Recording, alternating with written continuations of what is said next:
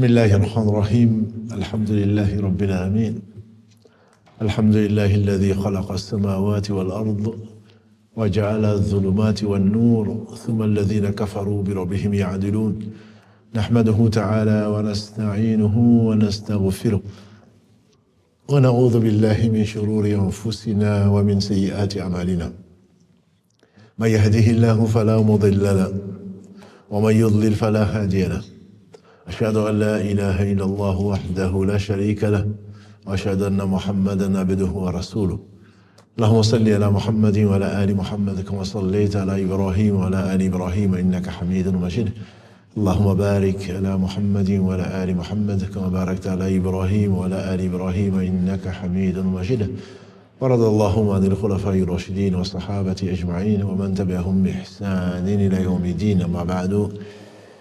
Nous louons Allah, nous revenons vers lui repentant. Nous revenons vers lui repentant. Il est celui qui accueille le repentir et il aime les gens qui reviennent vers lui repentant à cause du fait qu'il les a choisis pour revenir repentants. C'est le premier qui n'a pas de début, le dernier qui n'a pas de fin, l'omnipotent, l'omniscient, le sage par essence, par excellence. Ce qu'il veut se réalise et ce qu'il ne veut pas ne se réalise pas.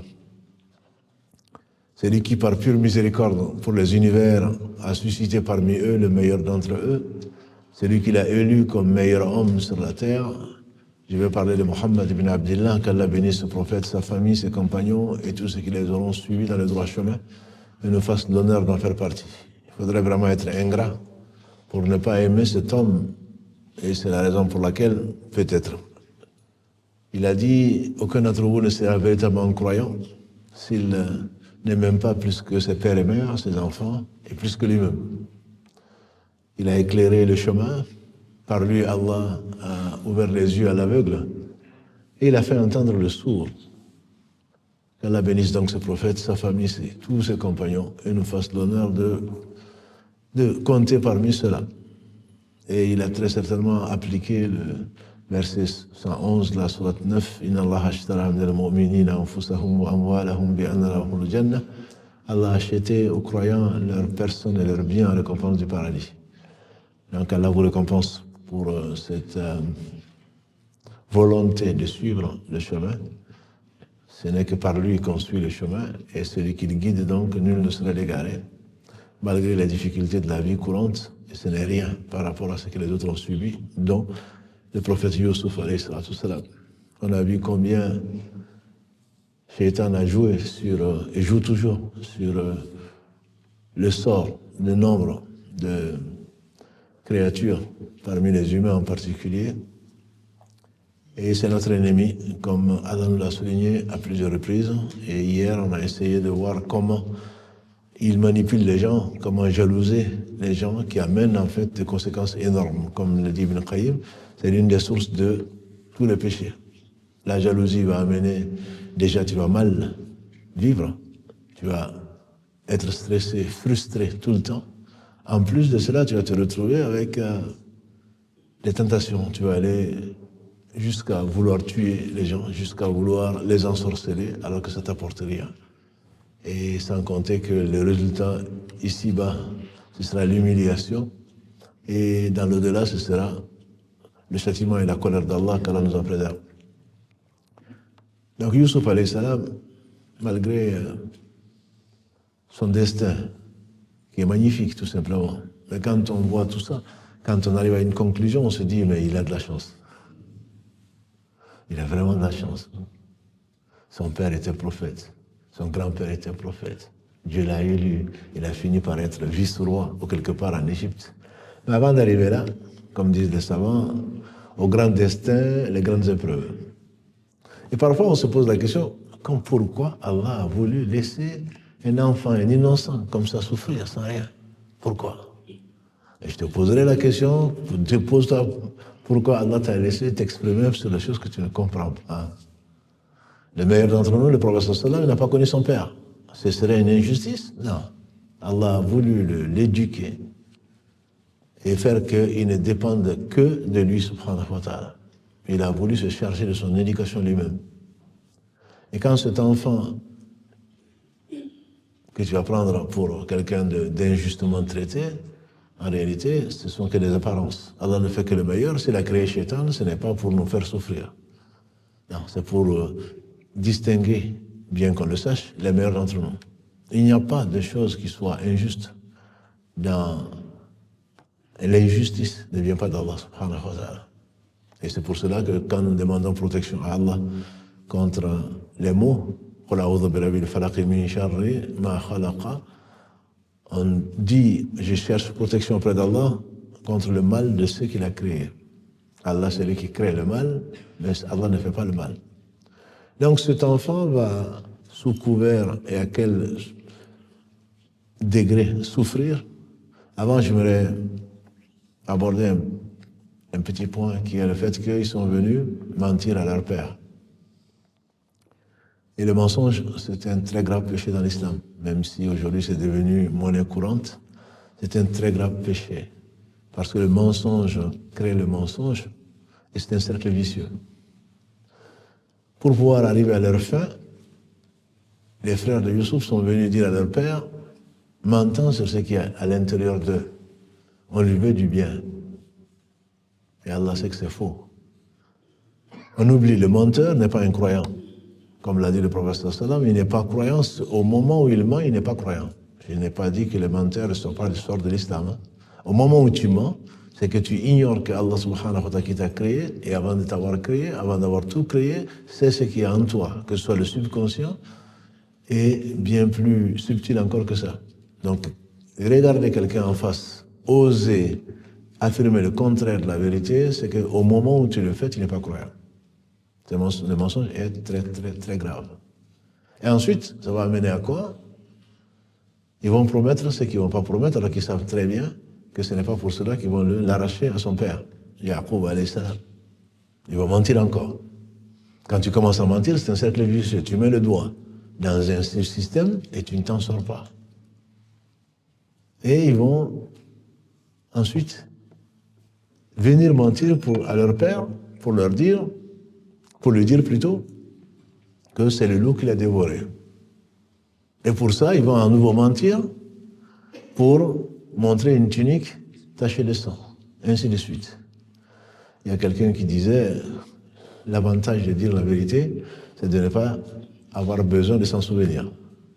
Tu n'as pas besoin de réfléchir, mais qu'est-ce que j'ai dit finalement à mon père? Et qu'est-ce que j'ai dit à l'autre? Et qu'est-ce que j'ai dit ici? Qu'est-ce que j'ai dit là-bas? Et donc, ce sont des attitudes qui témoignent d'une foi qui est très faible. On fait dire à notre mère Aïcha, qu'elle a agré, qu'il n'y avait pas de caractère aussi détesté du prophète sallam que le mensonge. Et on ne peut pas mentir aux hommes et rester un homme fiable. Vous savez, quand Héraclius alayhi salam a rencontré Abu Sufyan, vous connaissez l'histoire, très belle histoire racontée que l'on trouve dans le Sahih de l'imam al-Bukhari, quand il a voulu vérifier est-ce que cet homme qui prétend être prophète était vraiment un prophète, il a posé 11 questions. Je m'arrête juste à une des questions. Il a dit, est-ce que cet homme qui prétend cela, est-ce qu'il a déjà menti? Et Abu Sufyan qui lui dit, non, il n'a pas menti. Et après, il va justifier ces 11 questions, il va répondre à cette question. Il a dit, n'est-ce pas que je t'ai demandé s'il avait menti? Tu m'as répondu que non. Alors je me suis dit que quelqu'un qui ne ment pas aux hommes ne va pas mentir sur Dieu. Quelqu'un qui ne va pas mentir aux hommes, qui ne ment pas aux hommes, ne va pas mentir sur Dieu. C'est tellement important que l'imam al-Bukhari, que vous connaissez de nom, qu'Allah lui fasse miséricorde, on dit qu'il a fait des centaines de kilomètres, pour ne pas dire plus, pour aller vérifier un seul hadith. Pauvre coraniste. On ne peut pas aimer ce qu'on ne connaît pas. Ce sont des savants. Allah les a choisis. L'imam al-Bukhari, on dit qu'il a mémorisé 600 000 hadiths. Si dans son Sahih, tu ne trouves que 7374, il a mémorisé 600 000 hadiths. Ne serait-ce que pour cela, toi, tu n'as rien mémorisé.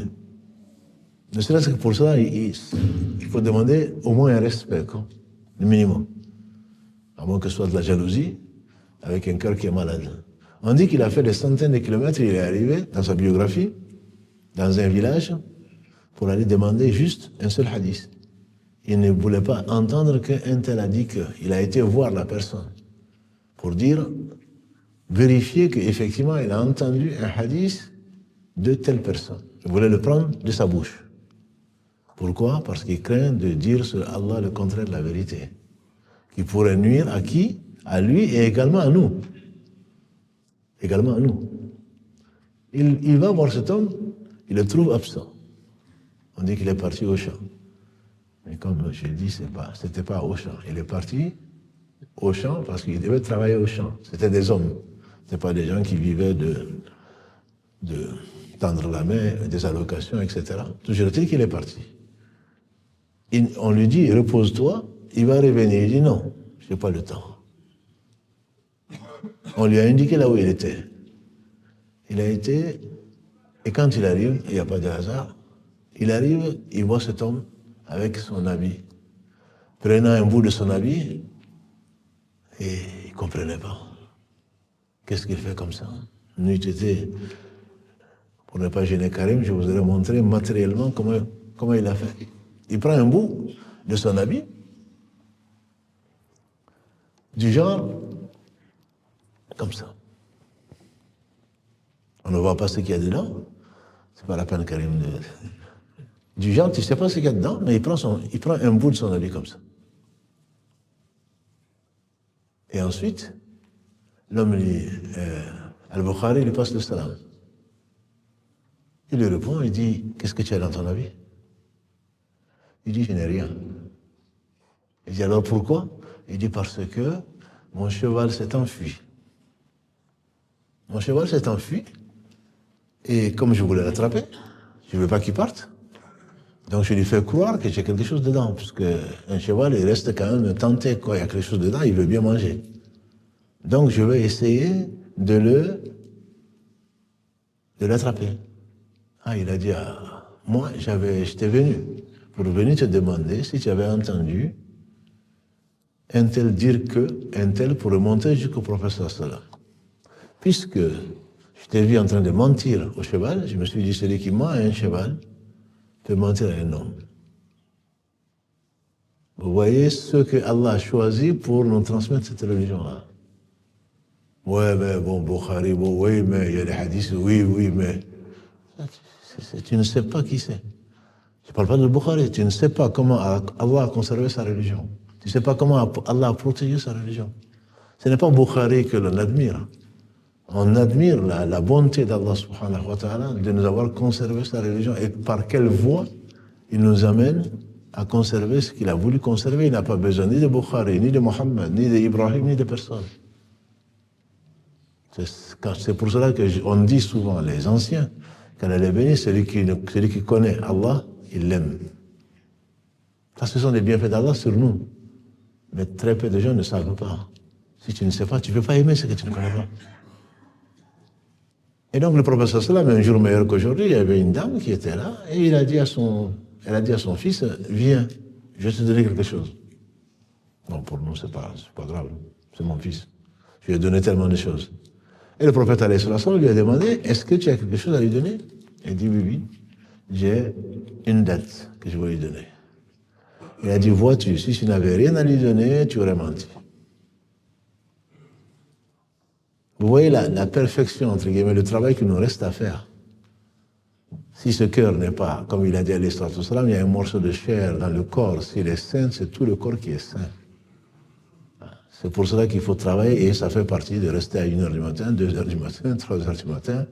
C'est par là que Allah subhanahu wa ta'ala te purifie. Parce que tu l'as fait pour lui. Il n'a pas besoin de ça, bien sûr. Tu aurais pu être un ange. Mais Allah regarde dans ton cœur et il le purifie.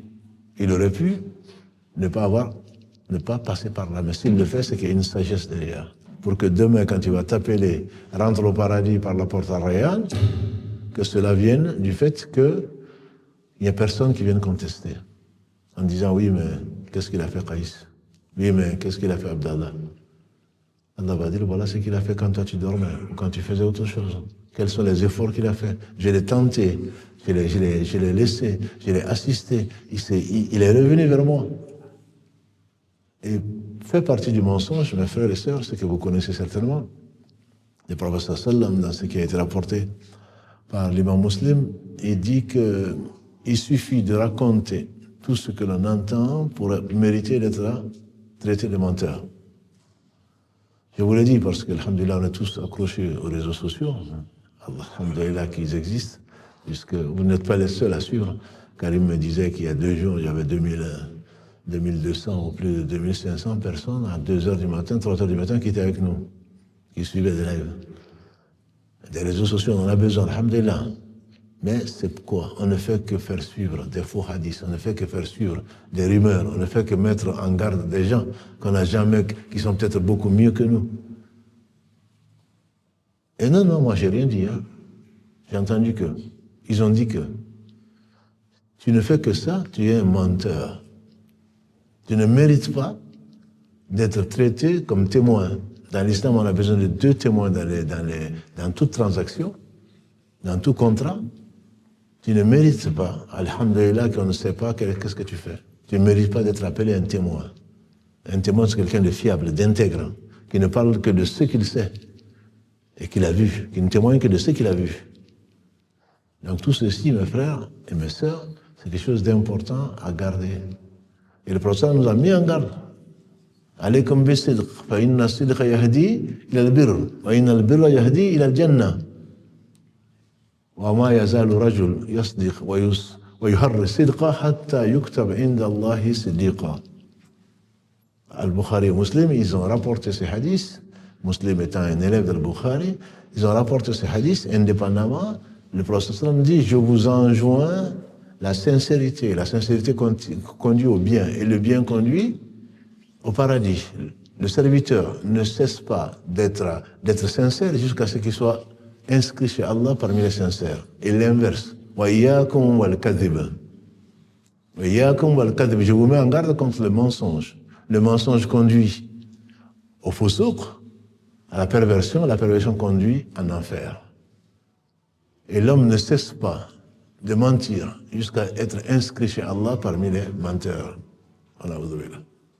Jusqu'à être inscrit chez Allah parmi les menteurs.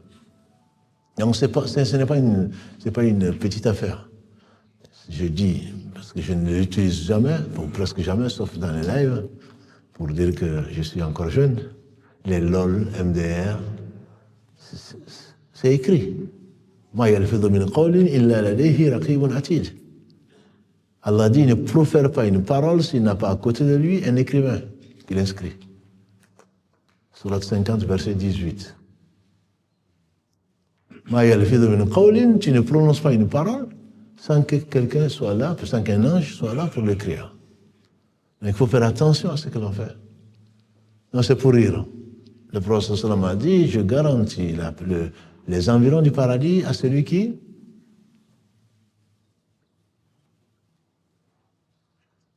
se rappelle les hadiths, je garantis les environs du paradis à celui qui abandonne la polémique même s'il a raison. Je garantis une maison au paradis à celui qui abandonne le mensonge, même en plaisantant. Et je garantis les hauteurs du paradis à celui qui a un bon comportement. Donc, on commence, on met le doigt dans un engrenage et Allah seul sait où on finit. Et comme je le dis souvent, pour avoir appris, les Arabes, même polythéistes, ne mentaient pas parce qu'ils ont un honneur. Qu'on te dise, non, ton père a menti. Non, ce que tu as dit est faux. Ça les blesse, ça veut dire que tu n'es pas crédible. Tu n'es pas crédible. Même s'ils associaient à Allah, ils ne mentaient pas. Ils se sont interdits de mentir. Ce n'était qu'un complément par rapport à hier soir, ce qui a amené donc Youssouf alayhi salam à subir cette injustice de la part de ses frères. Ils vont décider de le mettre dans le puits pour l'éloigner de son père. C'est pour ça qu'il va les rapprocher de leur père. Et comme vous le savez, j'espère que vous avez lu encore la sourate 12, ou si vous ne l'avez pas lu, je vous, pendant quelques jours, j'espère, Inch'Allah, pour pouvoir narrer ce récit, ce très beau récit. Avant d'être jeté dans le puits, Allah l'inspire. Par quel moyen? Allah seul le sait. Ça peut être un rêve, ça peut être une inspiration comme il a inspiré la mère de Moussa, comme il a inspiré l'abeille, comme il a inspiré la fourmi pour parler à ses sœurs, etc. Allah seul sait. Mais Allah lui inspire, ne t'en fais pas. Ne t'en fais pas. Tu vas avoir à les confondre un jour. Ça veut dire que tu ne vas pas y mourir. Ça veut dire qu'un jour viendra où c'est toi qui vas avoir le dessus. Bien que tu sois faible aujourd'hui, bien que tu sois injuste, opprimé, demain, je vais te donner la position, la force de, non seulement tu vas sortir de cette épreuve, mais tu seras renforcé et tu auras le dessus sur eux. Combien d'entre nous ont été guidés par un rêve? Combien d'entre nous ont été guidés parce qu'Allah t'a fait rencontrer quelqu'un sans lequel, Allah n'a pas besoin de lui, sans lequel tu ne serais pas là. Allah t'a évité une fréquentation et tu t'en rends même pas compte. Ah, je voulais aller, j'ai pas pu aller, je voulais faire ceci, j'ai pas pu faire, mais il n'y a que du bien. Il n'y a que du bien dedans. Allah lui rappelle cela, et donc il va vivre ce qu'il va vivre de façon involontaire, et ça c'est une façon de la patience que les savants disent, notamment Ibn Qayyim, qu'Allah fasse miséricorde. Et la patience est, comme vous le savez, la piété, quelque part est synonyme de la patience, et le mois de Ramadan, comme l'a dit le prophète sallam, c'est Shahrul Sabr. C'est vraiment le mois de la patience. Et la patience est définie par les savants en 3 catégories. La patience dans l'obéissance à Allah, c'est ce que vous faites. La patience, le fait de s'éloigner de la désobéissance à Allah et le fait d'accepter ce qu'Allah a décrété. Souvent, on ne voit la patience que dans ce que Allah a décrété, le fait de l'accepter. Mais vous allez voir, et vous le savez probablement, que la patience, c'est aussi le fait de résister aux tentations. Et donc ici, il va dans le puits, Ibn Qayyim il dit qu'il y a, on peut détailler sans rentrer dans les mathématiques, donc il y a ces 3 types de patience. Dans chaque patience, il y a volontaire et involontaire. Et dans chaque volontaire et involontaire, il y a le physique et le psychologique. Vous imaginez donc combien de sortes de patience il y a. Mais ce n'est pas notre propos. Notre propos ici, c'est qu'il va être dans le puits. Est-ce qu'il a choisi? Non. C'est une patience qui est involontaire, qu'il le veuille ou pas. Soit il tombe dans le puits, il meurt, soit il résiste grâce à Allah. Il a des douleurs, c'est ce qu'on appelle une patience involontaire et physique.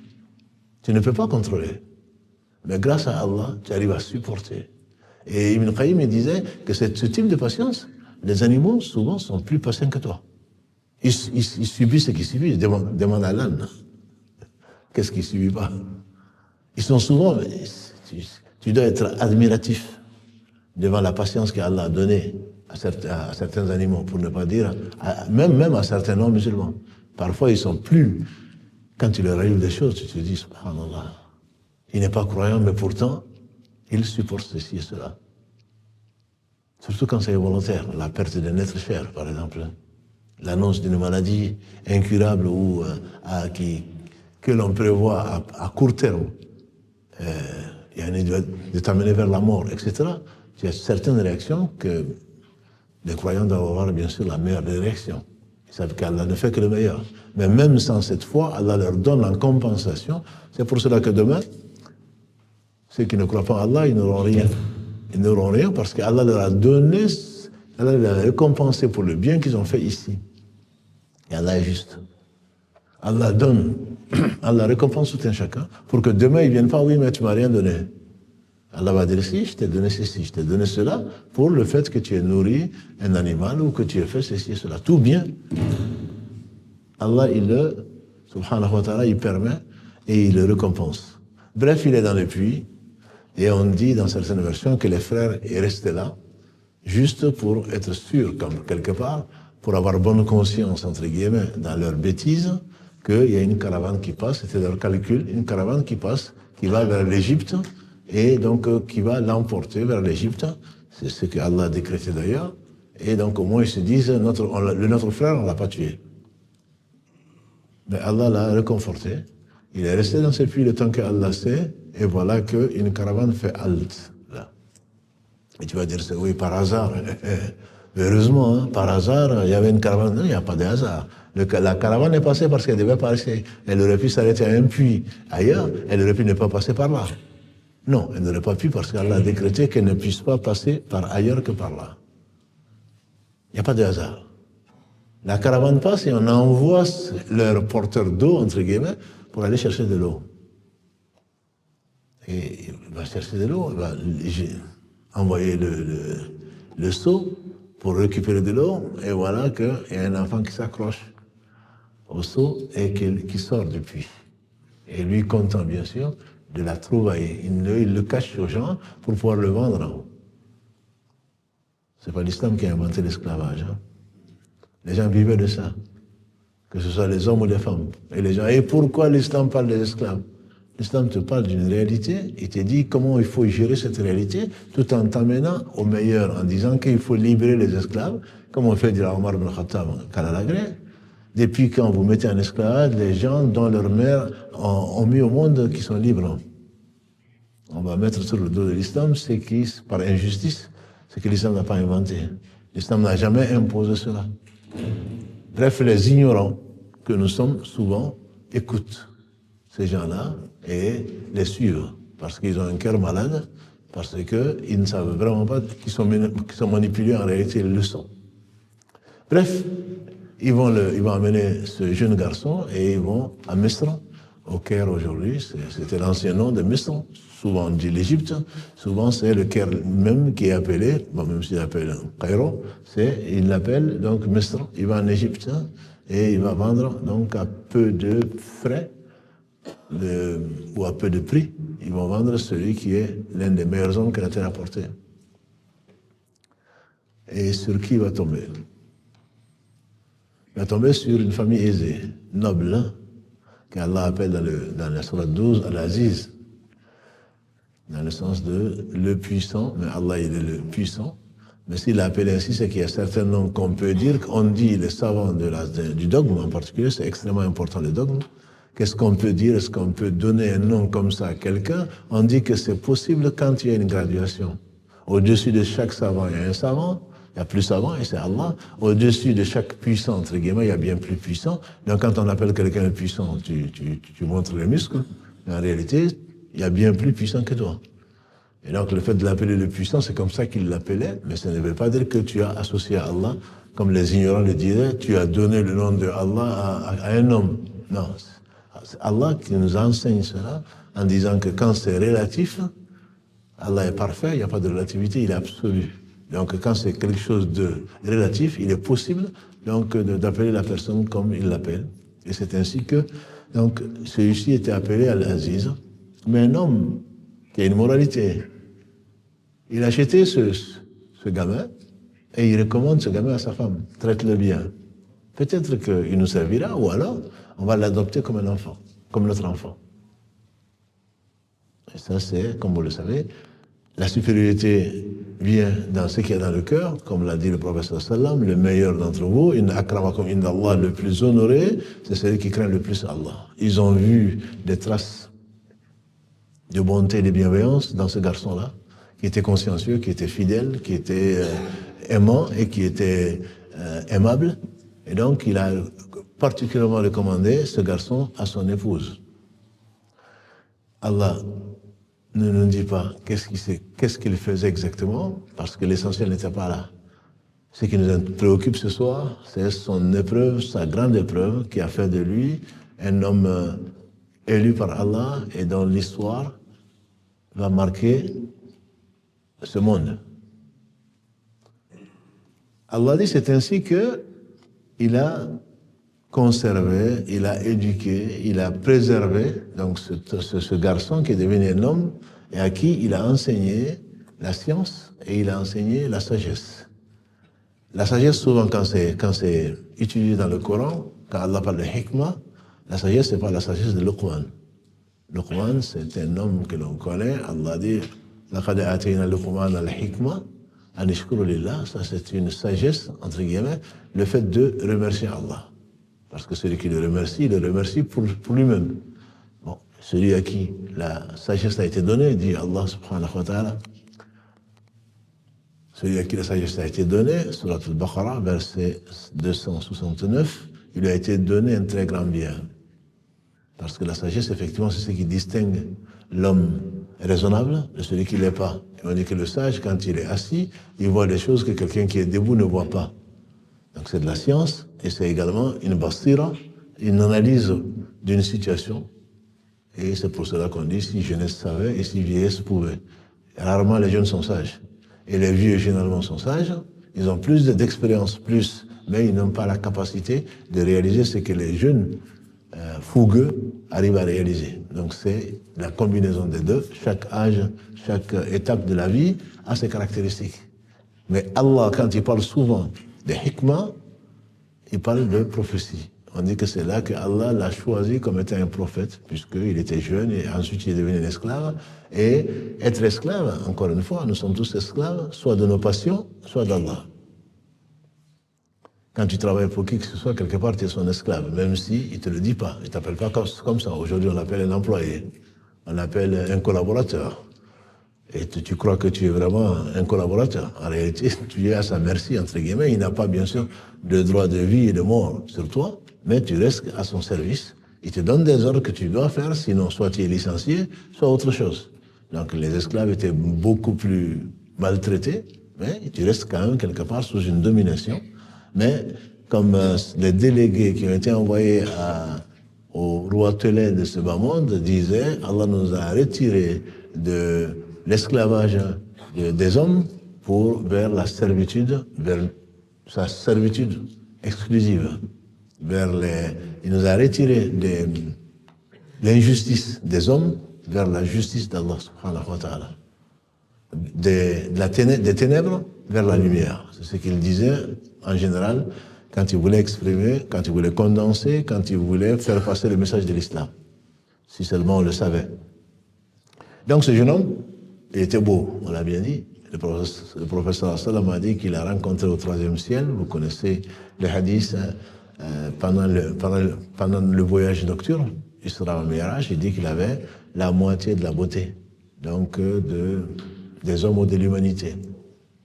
Ce jeune beau, et Cheikh Saadi insiste sur une chose, c'est qu'il avait une beauté certainement apparente, physique, mais il avait surtout une beauté intérieure, une beauté morale. C'était quelqu'un de fidèle, c'était quelqu'un de respectueux, c'était quelqu'un de bienveillant. Et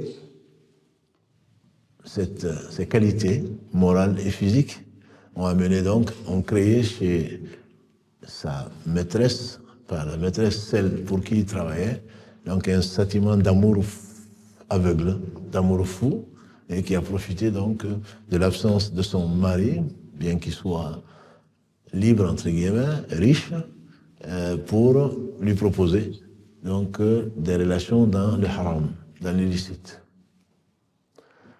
Et les savants, ils te font voir, ils te font sentir la situation extrême. Il était jeune. Et les jeunes sont connus pour l'intensité de leur désir. C'est une période, alhamdoulilah, c'est pour cela, entre autres, une des raisons pour lesquelles on se marie. C'est tout à fait naturel. Et quand tu ne te maries pas encore, le professeur sallam te conseille de jeûner, de patienter en jeûnant, parce que ça diminue tes ardeurs, ton désir, c'est naturel. Et quand ton enfant va te dire j'ai fait un rêve érotique, ne l'accuse pas, c'est pas forcément un djinn amoureux, comme on l'entend souvent. Il fait souvent des rêves érotiques, il est possédé ou il a un djinn amoureux. Non, il avait dit qu'il est mature et qu'il est devenu un homme ou une femme. Et donc c'est tout à fait normal que des désirs s'expriment parce qu'il y a une physiologie, il y a des hormones, il y a un équilibre à trouver. Et grâce à Allah, même si tu n'es pas marié, le surplus, Allah le fait sortir. Donc plutôt que de s'adonner à de la masturbation ou autre chose, qui est interdit dans l'islam, pour la plupart des savants en tout cas, je le dis parce que mieux vaut dire crûment à nos jeunes ce qui est interdit, ce qui ne l'est pas, plutôt que de les laisser dans l'ignorance et qui continuent à faire en disant qu'ils ne savent pas. Aux jeunes gens, a dit le prophète sallam, celui d'entre vous qui est capable de se marier, qui se marie. Et s'il ne peut pas, qu'il jeûne. Qu'il jeûne parce que c'est un moyen pour lequel c'est bon pour le fait de baisser les yeux et également d'être chaste. Et Allah dit entre autres dans les versets 30 et 31 aux hommes et aux femmes de la sourate 24 de كل المؤمنين يغضوا من أبصارهم ويحفظوا فروجهم. Allah ordonne au prophète sallam de dire aux jeunes, aux croyants, hommes, de baisser le regard et de préserver, de baisser une partie de leur regard et de garder leur chasteté. Parce qu'Allah est parfaitement informé de ce qu'ils font. Et de dire également aux femmes de baisser une partie de leur regard et d'être chaste et de ne montrer leurs atours qu'à, vous connaissez le verset 31 de la sourate An-Nur, le verset de la sourate 24, la lumière. Et donc, ce jeune homme va se retrouver avec un désir fort, ce qui est tout à fait, comment dirais-je, naturel. Il est beau. Bon, quand tu n'as pas de succès, quand tu n'es pas très beau, c'est pas très étonnant. Il est très attirant. C'est pas qu'il ne va pas draguer la femme, c'est l'inverse. La femme qui le veut, ne vous imaginez pas et surtout ne trouvez pas une excuse dans cela. Ce n'est pas une excuse, c'est une tentation supplémentaire. Mon frère, comme j'ai dit, toi qui t'es dit beau gosse, c'est une épreuve. C'est une épreuve pour toi, parce que tu risques d'avoir des propositions. Voilà. Et ma sœur, c'est pareil. Vous vous embellissez, vous faites ce qu'il ne faut pas faire, vous exposez ce qu'il ne faut pas faire, et ensuite vous vous étonnez qu'on vous fasse des propositions. Allah a voulu mettre tout cela dans un cadre, que ce soit les hommes, que ce soit les femmes. Aujourd'hui, bien sûr, ce sont des notions qu'on dit, ben, vous êtes trop pudique, ou vous êtes trop timide, vous êtes trop machin, il faut bien que jeunesse se fasse. On peut mourir jeune, on peut avoir de mauvaises habitudes, on peut mourir dedans, et il est difficile souvent d'abandonner les mauvaises habitudes. Prendre les bonnes, c'est beaucoup plus difficile. Les garder, c'est encore plus difficile. Et donc, l'islam éduque dans cette pudeur-là et surtout incite les plus âgés d'entre nous à encourager le mariage. L'islam encourage le mariage. Avant 14 ans, quand c'était des jeunes, ils étaient déjà devenus des hommes. Aujourd'hui, ils sont encore chez papa à 30 ans. Et tout en se prenant pour des hommes. Donc, se marier le plus tôt possible est conseillé. Parmi les devoirs du père vis-à-vis de son fils, c'est de le marier. N'allez pas à la maison en disant, papa, il me manque un devoir. Là. Voilà. Mais c'était des hommes à l'époque. Même si je te marie, si tu n'arrives pas à entretenir ta famille, qu'est-ce que tu fais? C'est pas moi qui vais t'entraîner ta famille non plus. Donc il y a une volonté, on s'inscrit dans un projet de vie, et se marier, si vos enfants viennent vous dire, papa, j'ai envie de me marier, il n'y a rien de choquant dedans, c'est pas un manque de respect, c'est au contraire, tu dois l'inciter et même lui trouver celle que tu penses être la meilleure des épouses. Une femme pieuse, qui n'a pas d'équivalent, comme l'a dit le professeur Salah. Ce monde est éphémère, c'est qui contient la meilleure des choses, éphémère, c'est une femme pieuse. Voilà. Donc on tire le chapeau à nos sœurs qui sont pieuses et qui essayent, en tout cas, de garder leur chasteté et leur moralité. Bref, il est jeune, très tenté. Il est en pays étranger. Il est considéré comme un esclave. C'est-à-dire que Allah dit dans la sourate 4 en particulier que si il arrivait, un esclave faisait forniquer ou faisait un péché de fornication, qu'il reçoive la moitié du châtiment de la personne qui se retrouve ennoblie aux yeux des gens. On permet parfois à l'étranger, et puis à l'étranger. Au pays, c'était quelqu'un qui était droit, il était toujours dans les mosquées, etc. Et là, puisque personne ne le voit, malheureusement, il oublie qu'Allah le voit, et souvent un étranger, on lui pardonne certaines attitudes, certaines façons de faire. Donc ce serait encore une excuse. Il est en face d'une femme qui est belle. Une femme qui est belle et qui est noble. À l'époque, on dit la noblesse, c'est la foi. Mais il y a des femmes qu'on appelle des femmes nobles et des femmes qui le sont moins aux yeux des gens. Elle était noble, elle était belle et c'est elle qui propose. Et il se retrouve dans un contexte où les portes sont fermées. Et donc tout amène, je suis pas un réalisateur de film, mais on peut imaginer que tout est tout concourt vers le fait d'aller de faire l'interdiction, plutôt l'interdit, entre un homme et une femme qui ne sont pas mariés. Et les savants disent que cette situation est une épreuve beaucoup plus importante que celle qui était involontaire ou s'est retrouvée dans le puits. Et donc, non seulement elle va s'enfermer, elle va fermer les portes, elle va se souffrir en ce temps, et elle va même l'agresser moralement, et même physiquement. Quelle est la réaction de ce jeune homme? C'est « Ma'adallah ». Je demande protection auprès d'Allah. Je ne peux pas trahir cet homme qu'il appelle Rabb ici. Les savants disent qu'il ne parlait pas d'Allah, bien sûr. Il dit que cet homme qui est mon maître a été bon avec moi. Je ne vais pas le trahir. Et il demande protection à qui? À Allah. Il demande le secours à Allah pour résister à cette situation qui est tentante. Allah affirme, la femme l'a vraiment voulu. Elle le désirait très fortement. Et lui également, il l'aurait désiré. C'est-à-dire que ce n'est pas parce qu'on est prophète qu'il faut jouer avec le feu. Un prophète a les tentations. S'il n'avait pas de tentation, il n'aurait pas de mérite. Si on n'est pas tenté, on n'a pas de mérite.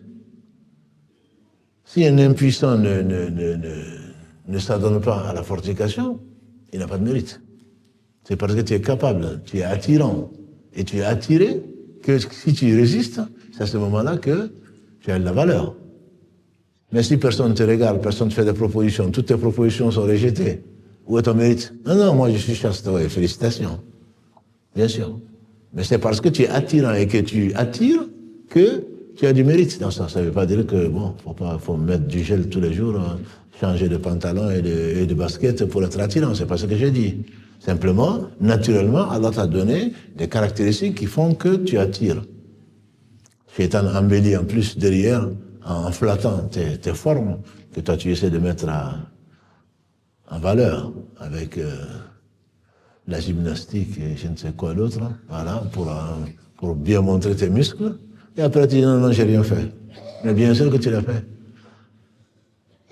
Et donc ce jeune homme va refuser, il va même fuir. Il court, et la femme est derrière en train de courir. Derrière. Bon, d'habitude, c'est l'inverse. Lui, il court vers la porte pour essayer de s'enfuir devant cela, et surtout, il va demander protection à Allah. Et ça, c'est la chose la plus importante. Et on le verra, Inch'Allah, si Allah nous permet de continuer cette histoire. Et il n'y a pas de hasard, ils vont tomber à la porte quand il va arriver à la porte alors que la femme le tient derrière et que lui, de par ce qu'Allah lui a donné comme force, il veut s'enfuir. Il y a son qamis, son vêtement qui est déchiré. Il est déchiré d'où? Forcément de derrière. Et il ouvre la porte, voilà, c'est le scénario idéal. Qui est devant la porte? C'est le mari de la femme. Voilà. Il n'y avait pas besoin de vidéo, pas besoin de quoi que ce soit, tu tombes directement sur le mari. Qu'est-ce que la femme? Elle va se précipiter, bien sûr, pour s'innocenter. Elle dit à son mari, qu'est-ce qu'on fait de quelqu'un qui a agressé ton épouse et qui veut salir l'honneur de ta famille? Le minimum, c'est de le mettre en prison, ou alors de le châtier. Et lui va se défendre, bien sûr. Ce n'est pas moi, c'est elle qui m'a voulu. Et il n'y a pas de hasard, et Allah est juste. Il y a quelqu'un de la famille qui va témoigner. Et les savants, il y a beaucoup d'Israélites, je vous dis, il y a beaucoup de choses qui ont été dites, qui sont difficiles à vérifier. Et comme on a vu il y a 2 jours, le professeur Salam a dit, ne les démentez pas, ces récits, et ne les confirmez pas. Certains disent que c'est un enfant qui l'a innocenté. C'est une hypothèse qui est peu retenue par les savants. Parce qu'Allah dit, quelqu'un de sa famille a témoigné. Bien sûr, c'est facile à Allah, il a fait parler Jésus au berceau. D'autres enfants ont parlé au berceau. Même la vache a parlé au berceau. Elle n'a pas de berceau, la vache. Même la vache a parlé, le loup a parlé. Donc, c'est facile à Allah. Mais là, c'est un homme, on pense que c'est un homme sage, puisque le raisonnement était simple. Il a raisonné. Il a dit, regardez le vêtement de Youssouf, alayhi salam. S'il est déchiré de devant, c'est que c'est la femme qui a raison et c'est elle qui a été agressée. Elle s'est défendue, donc elle a déchiré son habit. Mais si l'habit est déchiré derrière, c'est qu'il a été poursuivi. Il a été poursuivi, donc c'est la femme qui l'a agressé. Et lui, il n'y est pour rien. Et quand on a vu que l'habit était déchiré derrière, Allah l'a innocenté.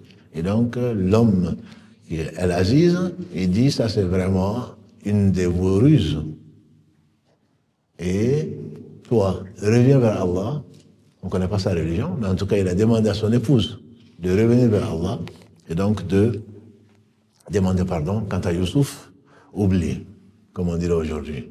N'insiste pas, c'est un incident, oublie. Ne porte pas plainte, n'en parle pas non plus aux autres, etc. Parce qu'il y a une question d'honneur, etc. Et ça, on ne va pas s'arrêter là, mais c'est surtout pour comprendre quelle est l'importance qu'Allah donne à ces gens-là, et il est le prototype, que dis-je, il était déjà parmi les meilleurs des hommes. En plus, Allah nous encourage par la bouche du prophète sallam, et les jeunes en particulier, de rester dignes d'avoir une moralité et de ne pas suivre leur passion. Shaitan est notre ennemi, on l'a déjà dit dès le début de la sourate, mais c'est surtout que l'homme a été créé faible, néanmoins Allah lui a donné une force. Il est pauvre, Allah seul est riche, Allah lui a donné une richesse. Le prophète sallam dit, le riche, la richesse plutôt, c'est la richesse du cœur. Et rien n'arrive sans la volonté et l'aide d'Allah subhanahu wa ta'ala. Vous connaissez les 7 catégories qui sont citées par le prophète sallam dans les hadiths. 7 catégories de personnes seront sous l'ombre du trône le jour où il n'y aura d'autre ombre que cette ombre-là. Qu'Allah nous compte parmi ces 7 catégories, l'une ou plusieurs de ces 7 catégories. Pourquoi? Parce que ce jour, on sortira de tombe, on sera ressuscité, et nous y croyons, pieds nus, corps nus, non circoncis, et en fonction des péchés, on va suer. Le premier qui sera habillé sera Ibrahim, alayhi salatu wassalam. La sueur va atteindre les chevilles, pour les moins pécheurs. Sinon, les genoux, sinon la ceinture, sinon le cou. Certains vont être noyés dans leur sueur, mais ça, ce n'est que le début. Qu'Allah nous préserve. Mais ces 7 catégories, le prophète nous les a citées, au moins 7 catégories. On ne dit pas que ce sont les 7 seules catégories, mais ces 7 catégories, il y a le roi ou un imam juste. Quand on dit imam juste, alhamdoulilah, c'est pas celui qui fait le tarawih, bien qu'on lui souhaite le meilleur.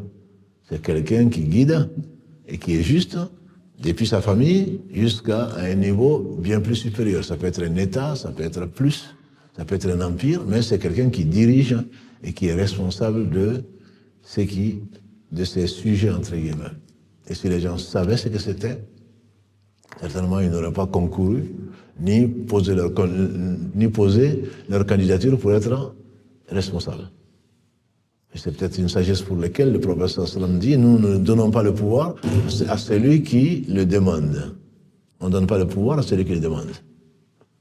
En fait, il a Omar ibn Khattab au Canada, je crains que Allah m'interroge au jour du jugement dernier, qu'un berger vienne porter plainte auprès d'Allah en disant châtie Omar parce qu'il n'a pas aplani les chemins de campagne ou de montagne pour que ma brebis ne s'égare pas. Et c'est pour cela qu'il dormait peu. Il ne dormait que quand il voyait que toutes les lampes de Médine étaient éteintes, que personne n'a besoin de quoi que ce soit en apparence, qu'il n'y a pas de brigands dans les rues.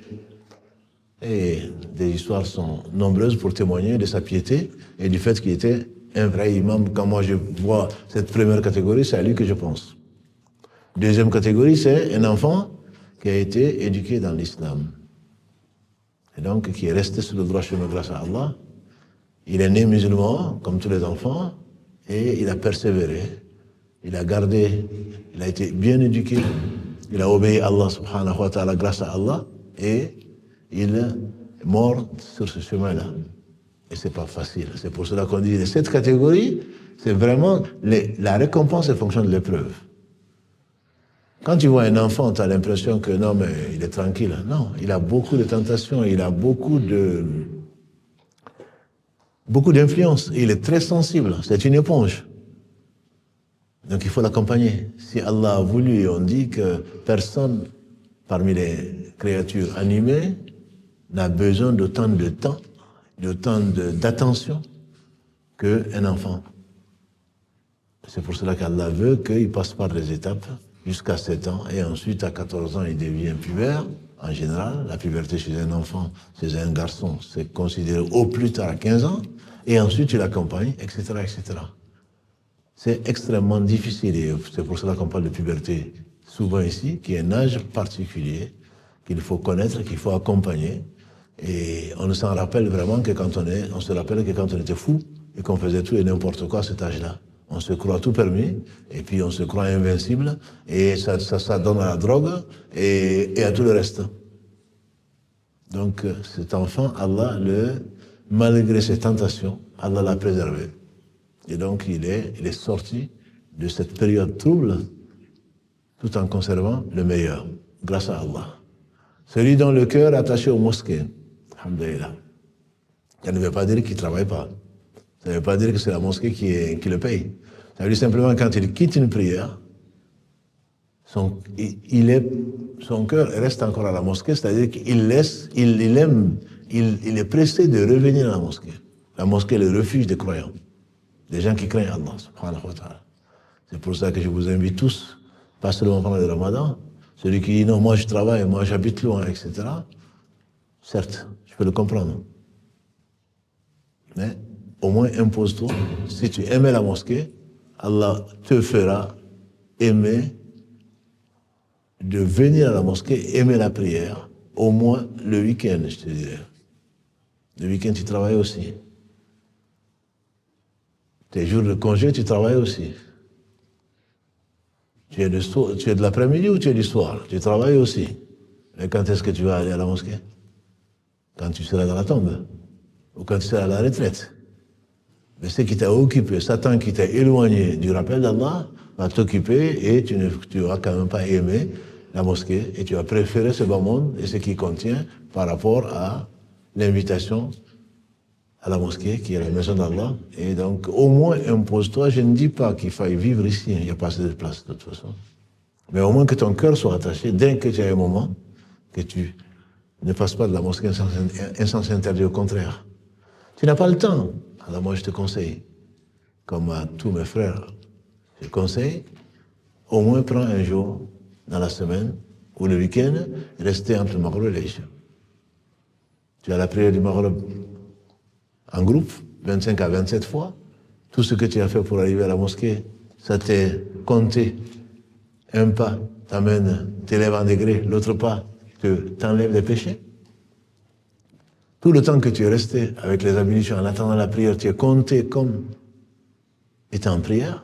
La prière que tu as fait en groupe du Maghreb, Allah te le compte comme une fois et il te récompense. Si ton intention est de venir, tu as fait tes ablutions, comme l'a dit le prophète sallallahu alayhi wa sallam, à la maison et tu es venu pour une prière obligatoire, Allah t'accorde un pèlerinage. Tu es là, tant que tu es là, tu es compté comme si tu étais en train d'adorer Allah.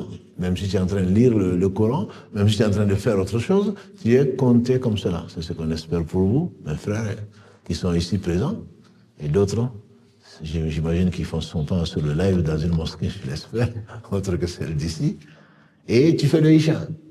C'est pareil. Tu repars à la maison avec 2 Hajj, sans compter ce que tu as eu entre-temps.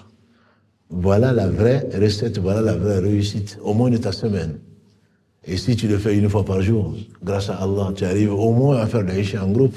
Le prophète sallam a dit, celui qui fait le Isha en groupe, il est compté comme s'il avait prié la moitié de la nuit. Celui qui fait le Fajr en groupe, il est compté comme s'il avait prié la moitié de la nuit.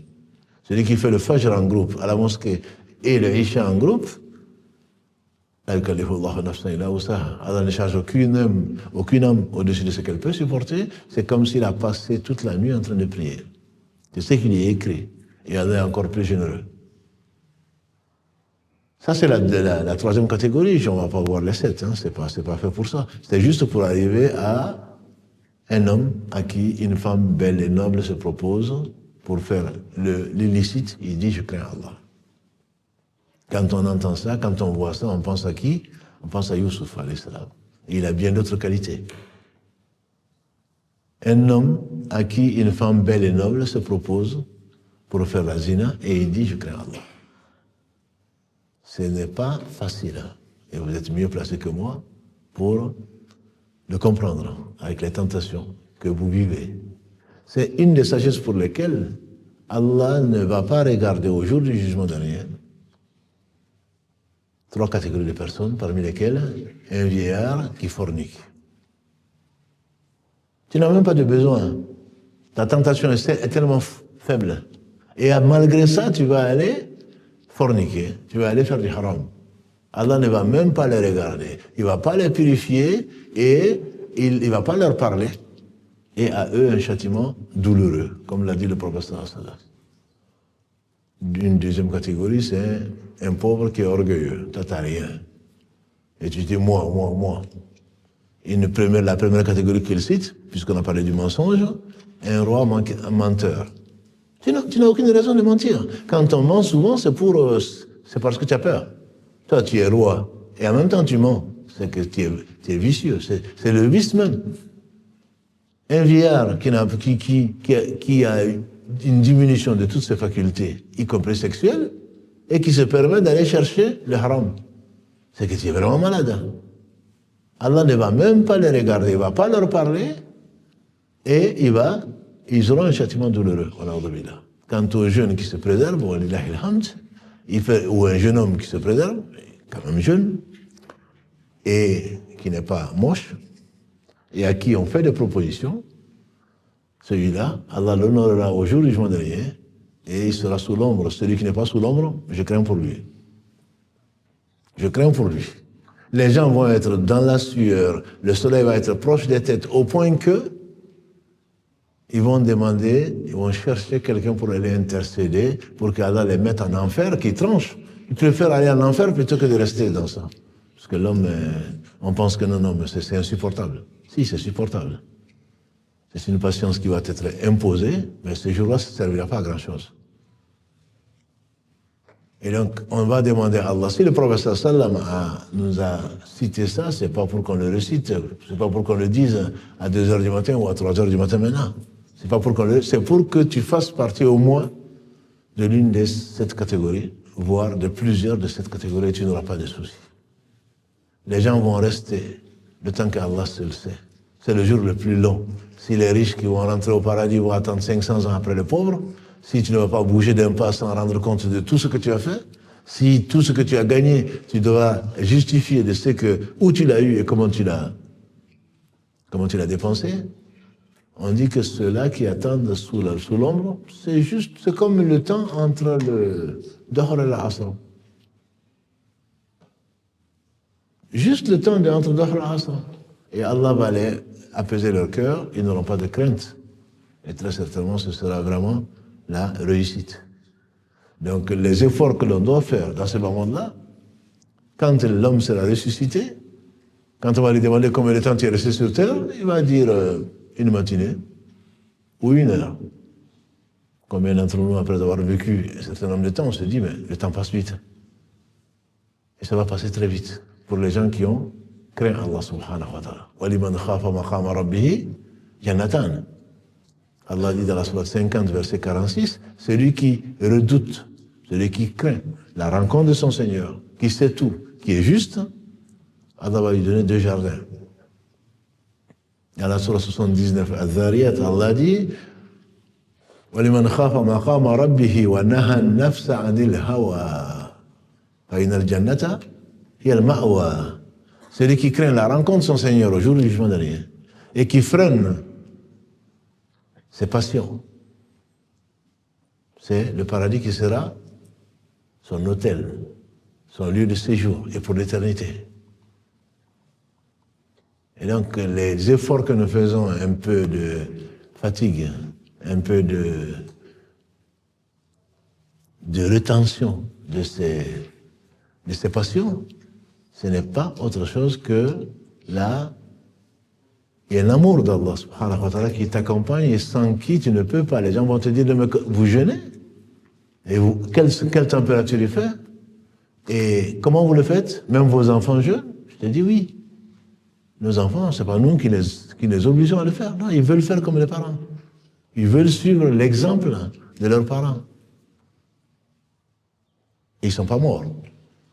Nous non plus. On a des enfants qui jeûnent tout le mois, quand ils peuvent. Et ils sont contents de le faire. Parce que ça leur prouve qu'ils sont beaucoup mieux qu'un ventre ou un sexe auquel l'homme est aujourd'hui, dans ce monde dit moderne, réduit. Tout est expliqué par ça. Il faut satisfaire toutes tes passions. Oui, faites-le, parce que demain, vous ne pourrez pas satisfaire quoi que ce soit.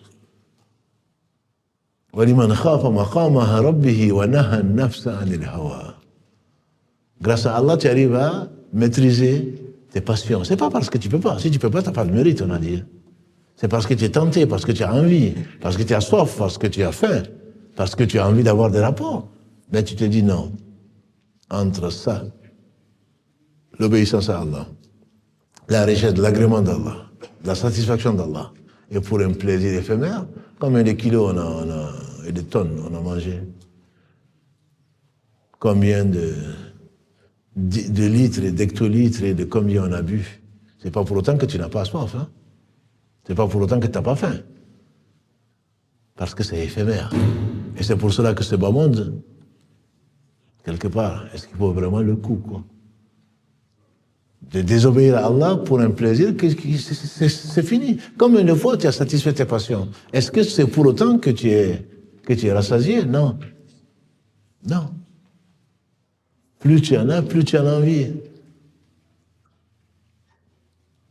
Et même quand ce n'est pas toi, on ne t'a pas proposé beau gosse, mais ils ne l'ont pas vu, et que c'est toi qui as envie d'aller là où tu as envie, d'attirer les femmes, parce que généralement elles sont plus pudiques et sont plus discrètes et plus timides. Vous connaissez le hadith des trois qui étaient enfermés dans une grotte quand il y avait un tonnerre ou un orage. Moi, je vous invite. C'est le premier chapitre des 40 de Riyad Salihin. C'est le premier chapitre sur la sincérité, al-ikhlas. Si vous lisez avec le cœur, tu te dis, qu'est-ce que je vais dire à Allah? Si je me retrouve sans le 15, sans le 18, j'ai pas de portable où il est déchargé, je suis enfermé dans une grotte, et on te dit, implore Allah, tu peux appeler personne d'autre que Allah. C'est une situation que Allah seul peut dénouer. Ah non, moi j'ai le portable, non, j'ai l'assistance, non, moi je suis assuré, moi. Assuré de quoi? De mourir, oui. Appelle, ça passe pas. Quand tu n'as pas de réseau, tu deviens fou aujourd'hui. Ah, j'arrive pas, pour regarder quoi? Profites-en pour faire du dhikr. Profites-en pour faire du dhikr. On est toujours sur nos téléphones. Quand tu es sur le téléphone, mais tu n'es pas avec Allah. C'est rarement. Je ne parle pas de ceux qui regardent les lives ou les cours, etc. Je ne parle pas de ça. Mais quand tu es là, tu lui parles, tu as l'impression qu'il est sourd. Les gens peuvent mourir à côté de lui. Pourquoi les gens se plaignent de TikTok et du reste, hein, qui portent maintenant plainte contre parce que ça captive les enfants et ça les amène même parfois à se suicider. Ces trois qui étaient, alhamdoulilah, Allah les a éprouvés et qui se retrouvent ils étaient sincères. Qu'Allah les bénisse. Le troisième qui m'intéresse, ou l'un des trois qui m'intéresse. Il a dit, après avoir été éprouvé par cette situation, il dit, oh mon Dieu, j'avais une cousine ou une femme que j'aimais comme un homme pouvait aimer une femme. Et je lui ai proposé de faire la zina et elle a refusé. Et elle l'a éprouvé. Elle a eu besoin d'argent et elle n'en avait pas. Elle était pauvre. Elle est venue me demander de l'aide. Juste emprunter de l'argent. J'ai dit non, voilà la belle occasion. Elle a besoin de moi. J'ai dit, je te l'empêche, ça c'est ma version, hein. C'est pas la version de Nawawi. Je lui ai dit, non, tu peux l'avoir gratuitement. Mais à condition que. Elle a fini par accepter la proposition. Parce qu'elle était dans le besoin. Et même dans ce besoin-là, quand ils ont voulu faire ce qu'Allah a interdit, la foi est venue pour dire, il dit, crains Allah et ne touche pas à ce qui ne t'a pas été permis.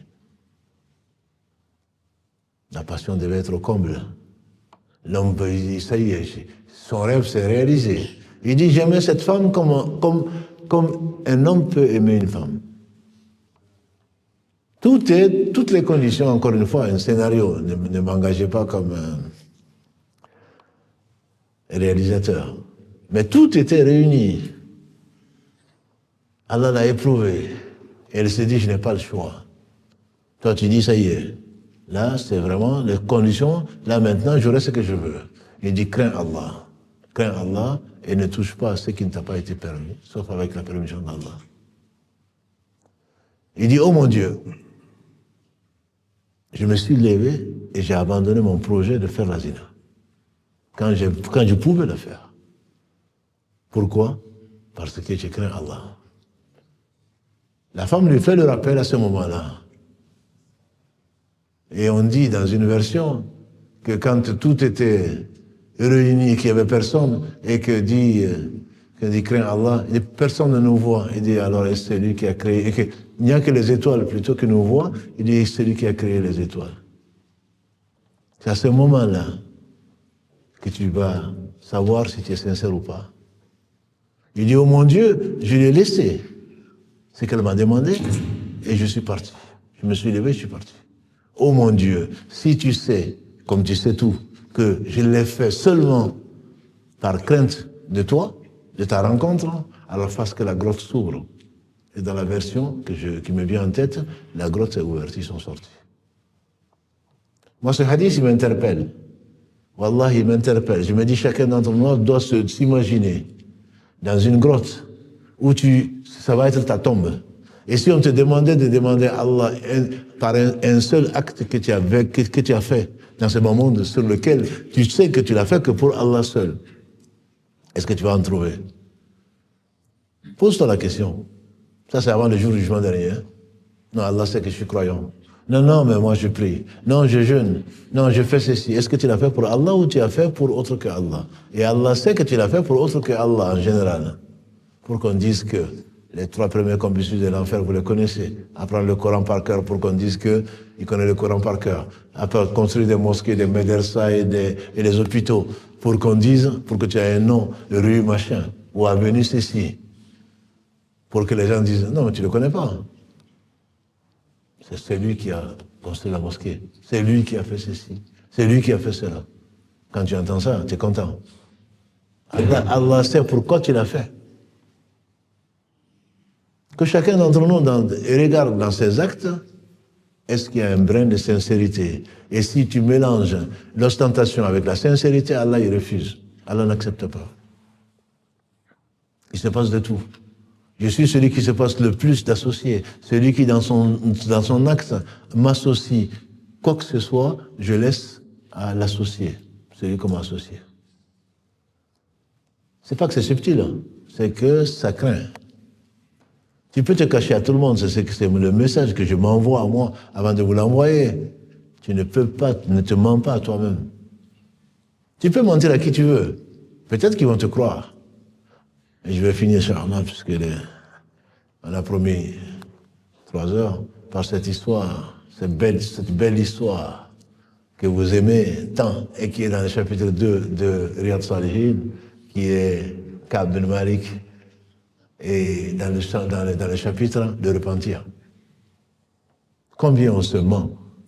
Ah non, je me suis repenti. Non, je sortais avec une fille, on vivait dans le haram, je me suis repenti. Non, je vivais avec mon copain, je me suis repenti. Wallah, tu ne sais pas ce que c'est que le repentir. Tu ne sais pas ce que c'est que le repentir. Si tu savais ce que c'était le repentir, tu aurais honte de dire je me suis repenti. Elle est belle, des pages et des pages. Et on va le raconter ce soir. Simplement, ce que je veux vous rappeler, c'est que Ka'b dit, Ya Rasulallah, il n'a pas suivi le prophète sallam à Tabouk. Et pourtant, il faisait partie de ceux qui ont fait le serment d'allégeance au prophète sallam à Al-Aqaba. Les premiers Khawarash, les premiers Arabes polythéistes qui ont prêté allégeance au prophète sallallahu alayhi wa sallam à Aqaba pour que Allah ouvre la porte aux croyants pour qu'ils fassent la hijra à Médine. Il dit, les gens parlent de Badr, certainement, ils sont importants, on en a parlé hier, que même si les anges qui ont combattu à Badr sont considérés comme les meilleurs anges par les anges. Il dit, mais l'honneur que Allah m'a fait de prêter allégeance au prophète sallallahu alayhi wa sallam à Aqaba, à côté de Mina, je ne l'échangerai pour rien d'autre. Mais c'est pas parce qu'il a fait, Allah lui a donné d'être compagnon du prophète sallallahu alayhi wa sallam. C'est pas parce qu'il a été l'un des premiers à prêter allégeance au prophète sallallahu alayhi wa sallam. Ça ne suffit pas. Ton CV ne te servira à rien. L'homme peut se réveiller incroyant, Allah le guide, et il dort croyant. L'homme peut se réveiller croyant et il dort mécréant, on a dit là. Quelqu'un comme Ka'b ibn Malik, Allah a voulu laisser son nom comme exemple. Et qu'est-ce qu'il n'a pas fait? Il était sincère. Le prophète sallam lui demande finalement, et Ka'b, pourquoi tu n'es pas venu, tu ne nous as pas suivis? Il lui dit, Ya Rasulallah, sallallahu alayhi wa sallam, je suis l'un des plus éloquents des Arabes. Si je voulais te mélanger, te justifier que je n'ai pas pu, j'aurais pu facilement te convaincre. Même si tu es prophète. Je peux. En te disant, ma femme était malade, et puis tu sais, et puis je crois, et puis je pense que... Tu m'aurais... Le prophète sallam, des hypocrites sont venus le voir. On dit que plus de 80, Allah cite dans la sourate 9, leur histoire. Et Allah les a maudits. Et ils sont en enfer pour l'éternité, au fin fond de l'enfer. Mais le prophète sallam dit qu'Allah vous pardonne. Et Allah reproche au prophète sallam dans la sourate 9 pour qu'Allah te pardonne. Pourquoi tu as accepté leurs excuses? Tu peux t'excuser devant les gens, mais devant Allah, tu n'auras pas d'excuses. Tu n'auras pas d'excuses. Ne te mens pas à toi-même. Tu n'auras pas d'excuses. Cet homme Ka'b, il dit à Rasulallah, je suis l'un des plus éloquents. Si je veux trouver des excuses, j'en trouverai. Mais je sais que si je te mens, je ne peux pas mentir à Allah. Et Allah te dira que j'ai menti. Il est resté pendant 40 plus 10 jours, 50 jours, dans une situation qu'on ne peut pas décrire, jusqu'à ce qu'Allah les a libérés. Séparez-vous de vos femmes, que personne ne vous parle. Pendant 50 jours. Et ensuite, Allah leur a pardonné. Ce qui m'intéresse, c'est que Allah a révélé dans le verset 118 de la sourate 9, Ya ayyuhalladhina amanu, ittaqullaha wa kunu ma'a sadiqin. Oh, vous les croyants, craignez Allah et soyez parmi les véridiques. Ce verset a été révélé, bien sûr, pour nous. Pour ceux qui sont venus avant nous. Pour ceux qui viendront après nous. Mais il dit, oh vous les croyants, craignez Allah et soyez avec les véridiques. Ka'b, qu'est-ce qu'il dit? Et je m'arrêterai chez Allah dessus. Il a dit, il n'y a que la vérité, la sincérité qui m'a sauvé. Ceux qui ont menti, ils sont en enfer. Allah a dévoilé ce qui était dans leur cœur.